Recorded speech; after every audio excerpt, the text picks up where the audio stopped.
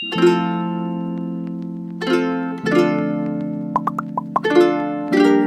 bienvenido a Visión Veracruz. ¿Nos podría contar, por favor, cómo ha sido su trayecto en el doblaje? Pues bueno, ya estoy por cumplir 10 años, en octubre de este año que viene. Yo comencé justamente en octubre del 2013.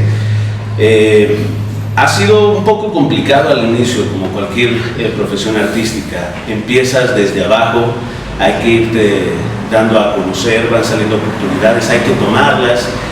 Y pues me he sentido muy bendecido porque a pesar de llevar ya muchos años en esto, creo que ha sido el anime y han sido personajes pues bastante reconocidos y relevantes dentro del mundo del anime, lo que me ha ayudado mucho a crecer personalmente, laboralmente, teniendo la oportunidad de recorrer pues, todo el país afortunadamente. Entonces, ¿y cómo ha sido su experiencia en su trabajo al dar voz a su primer personaje? Pues fíjate, no es tan glamuroso como muchos creen, ¿no? No empezamos con personajes ultra reconocidos, siempre empezamos con personajes de ambiente, personajes que nadie escucha inclusive en las series o películas. Interpretamos personajes, las voces que se oyen atrás, ¿no? De un restaurante, personas caminando, etc. Y así es como empezamos desde lo más básico, desde lo que nadie nota hasta tener la relevancia de un personaje. Lo primero que grabé fue un soldado 7 en un anime que se llama Bailando con Vampiros, Dancing the Vampire Band, y ahí nada más decía algo como la sangre de Agnes no sé qué, y ya, eso fue lo primero, el primer pasito que das, ¿no? Para mí es un gusto poder haber iniciado con algo que me gusta, que es el anime, y bueno, a partir de ahí es ir creciendo hasta tener la oportunidad de interpretar personajes que requieren una actuación importante.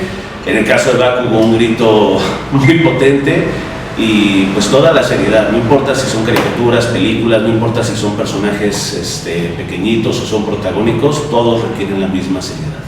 A lo largo de su trayecto en el doblaje, ¿tuvo alguna complicación con algún personaje o algo respecto a eso?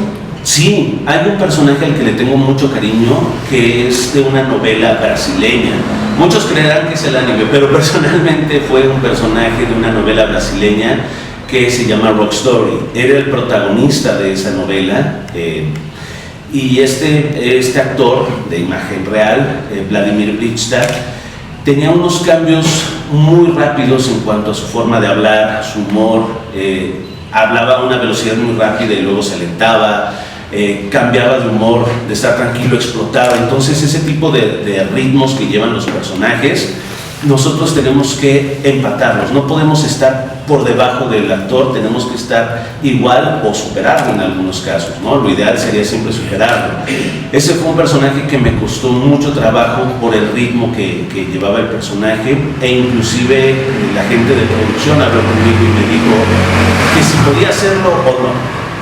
Porque ya estaba retrasando un proyecto. Entonces es ahí donde uno tiene que tomar la decisión de si realmente puede sobresalir o salir adelante con un personaje, o mejor por beneficio del proyecto dejarlo al lado.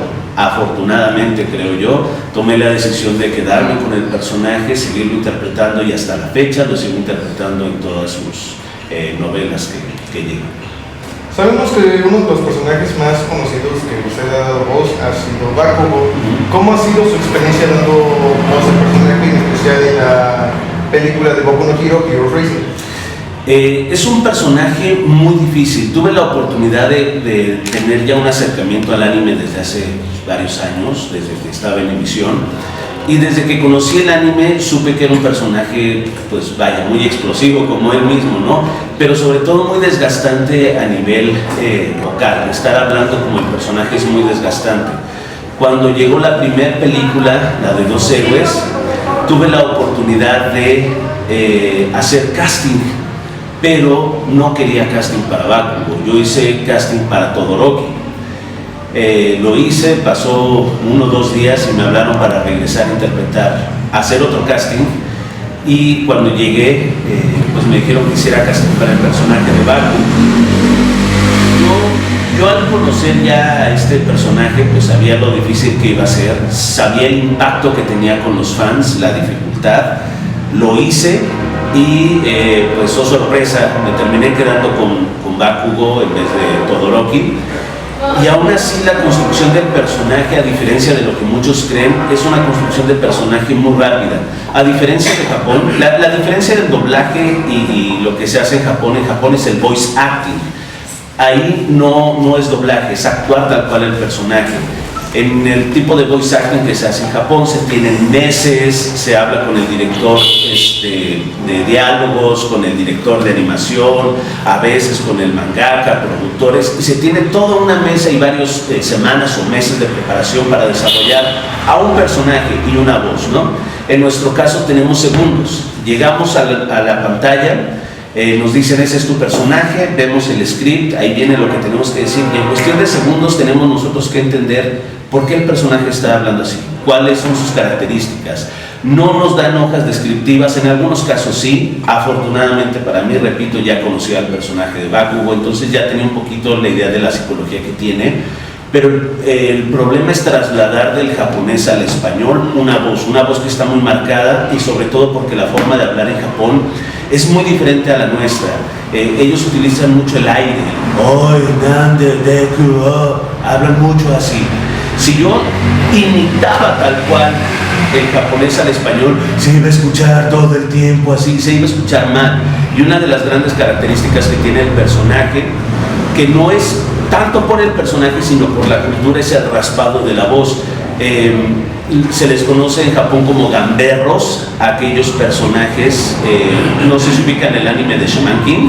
Sí. Bueno, ahí sale Ryu con su espada de madera, ¿no? Y todo su grupo de amigos, que son los que están haciendo destrozos y alborotan. Bueno, esos son los gamberros, que a finales de los 80s, principios de los 90, fueron muy populares por ser los chicos malos. Y algo que los caracterizaba era su forma de hablar. Ellos eran mucho de estar muy agresivos. Entonces eso es algo cultural de los personajes, que es el cliché de los chicos malos o de los rebeldes. Bakugo es uno de ellos. El problema es que si nosotros trasladamos esa forma de hablar a nuestra cultura, pues hay muchas zonas, por ejemplo en México, donde hablan cantadito, entonces pues, se iba a escuchar feo. ¿Qué tenemos que hacer nosotros? Tenemos que incluir algunos de los aspectos de los personajes y en mi caso ese raspadito de la voz, para que no fuera cansado ni para mí ni para el público. Tomé inspiración de otro personaje muy conocido que es Inuyasha. Inuyasha, bueno, siempre está enojado también y ¡Yaome! Y su forma de hablar es proyectando la voz, que parezca que siempre está gritando, pero proyecta la voz. Entonces eso fue lo que utilicé yo con Bakugo, para que pareciera que siempre está gritando, pero es una proyección, siempre está, oye, maldito nerd, y tiene ese raspadito, esa agresividad, no se escucha mal, no es cansado para mí. Y repito, todo esto es en cuestión de segundos, no tenemos tiempo como para estar estudiando al personaje y a ver si les gusta y si no lo repetimos y así. Pero pues esas son las dificultades, al menos con Bakugo. ¿Nos podría contar cómo fue que llegó a doblar el personaje de Ren Mustang en el doblaje de Funimation de Full Metal Alchemist Brotherhood? Sí, claro. Cuando se hizo en el 2010, creo, por esas fechas, el primer doblaje se realizó en Venezuela. Por lo que tengo entendido, por cuestión de velocidad, esto fue para Sony, creo, no que era Locomotion. Pues se hizo un doblaje muy rápido, en el cual llegó a haber algunos errores de traducción, algunos errores con las mezclas, etc.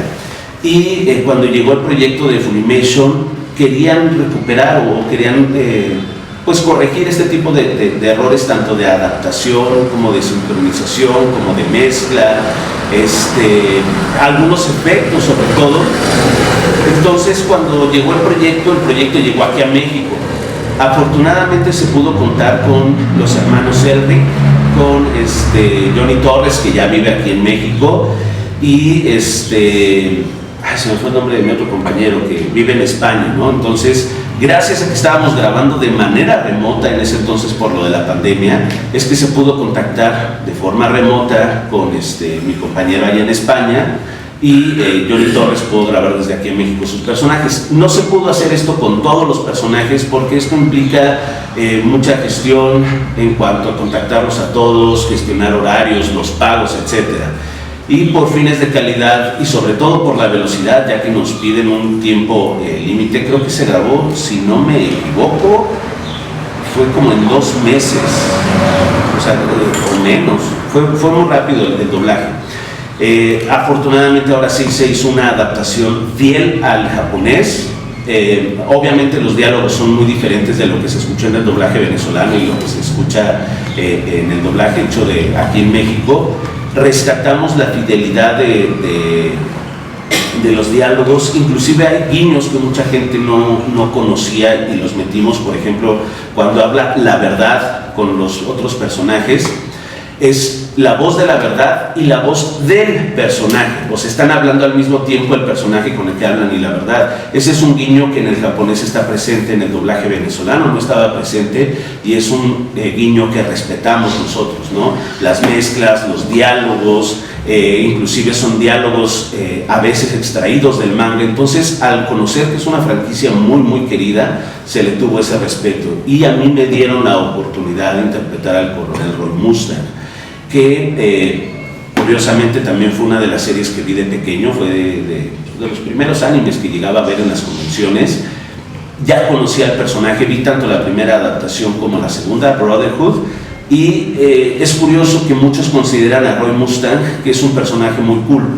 Nosotros lo consideramos cool, pero Roy Mustang no es un personaje cool. Es un personaje que sufrió bullying porque es el coronel más joven dentro de todo toda Ciudad Central.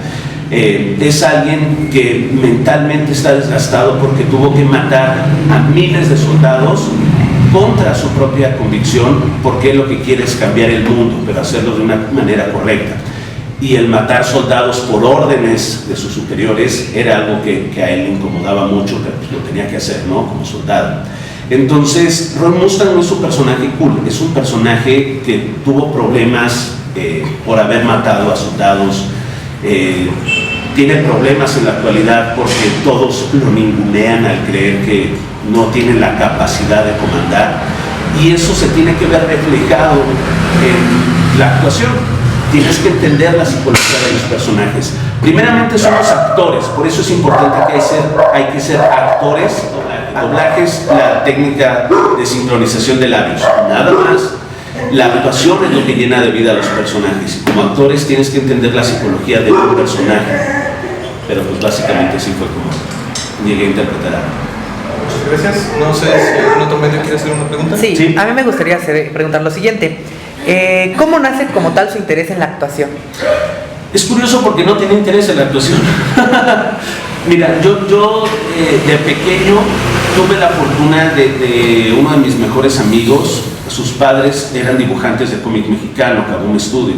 Acaba de fallecer hace, creo que ya son 2 años, el papá de mi mejor amigo. Y él tenía su propio estudio, Kaboom Studio, su propio personaje, que muchos lo conocían, Carmatrón y los Transformables, etc.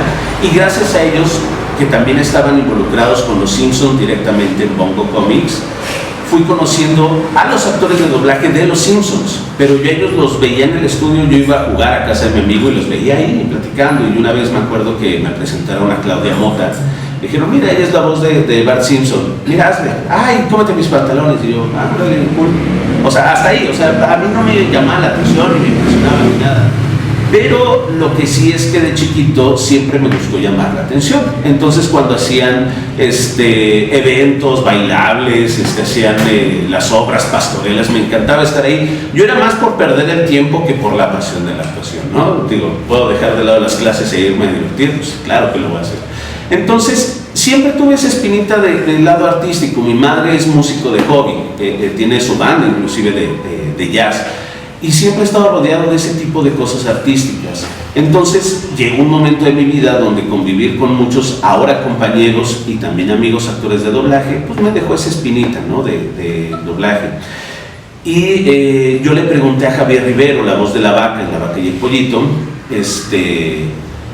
también el patriarca de Caballeros del Zodiaco, Yaya Binks, etc. Le dije, oye, si yo quiero hacer doblaje, ¿qué es lo que necesito? Y él fue quien me dijo, La respuesta está en el nombre de la profesión, actor de doblaje. Tienes que ser actor y especializarte en el doblaje. Entonces, terminando la preparatoria, pues siempre es la pregunta de a qué se va a dedicar uno, ¿no? Yo no tenía claro. Yo quería dedicarme a la publicidad y al marketing. Siempre me gustó muchísimo eso. Pero, pues con esta espinita de que tengo buena voz, me han dicho que tengo buena voz, etcétera, dije, pues vamos a meternos a actuación. ¿Qué puede pasar? Me metí a estudiar actuación, un poquito después empecé con la técnica del doblaje y ya una vez que empecé a involucrarme con el doblaje y la actuación, pues me gustó y me quedé ahí. Entonces, pues así fue como llegué. No fue de inspiración de alguien o que yo siempre quise, no, fue por mera curiosidad. Ok. Y bueno, como actor de doblaje, ¿qué es lo más difícil que le ha tocado pasar? Lo platicaba hace un ratito con el personaje de Guy Santiago de Rock Story.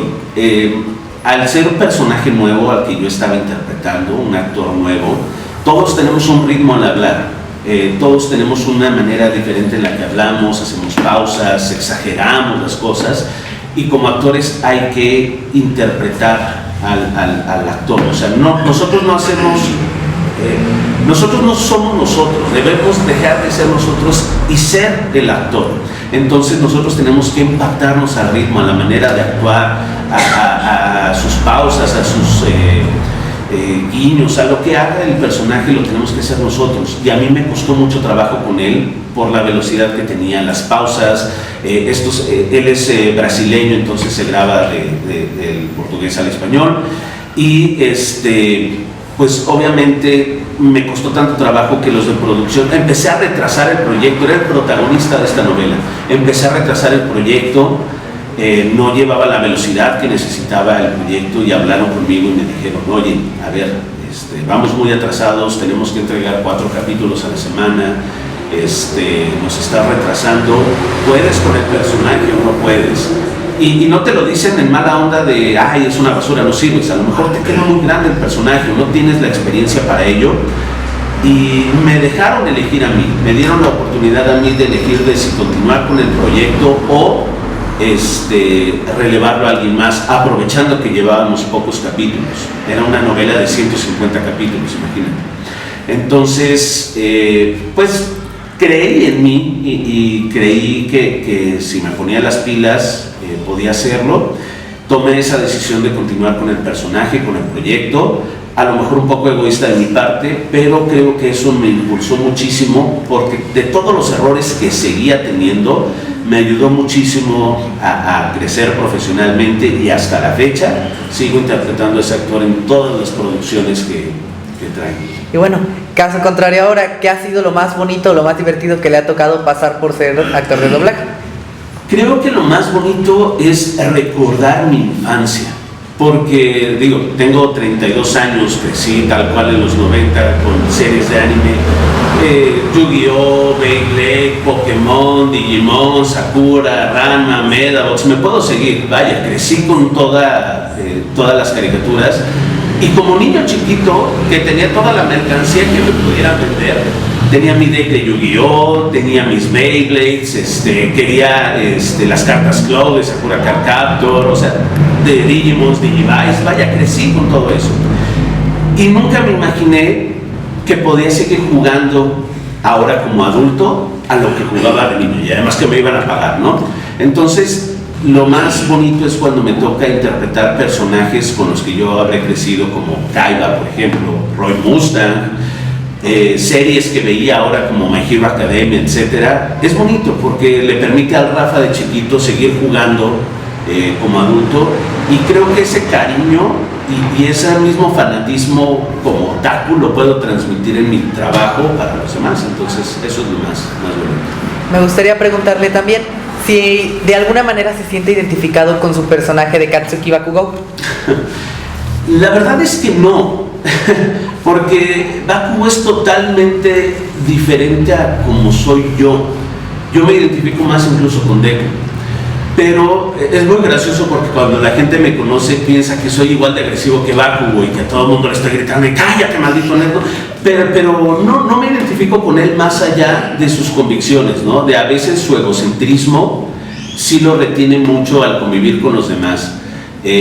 Bakugou, eso es algo que tiene, es muy egocéntrico y siempre quiere superarse a sí mismo, pero sin sin tratar de reconocer a los demás, hasta que entiende que reconociendo a los demás y su fuerza es que él va a llegar a crecer, ¿no? A ser mejor.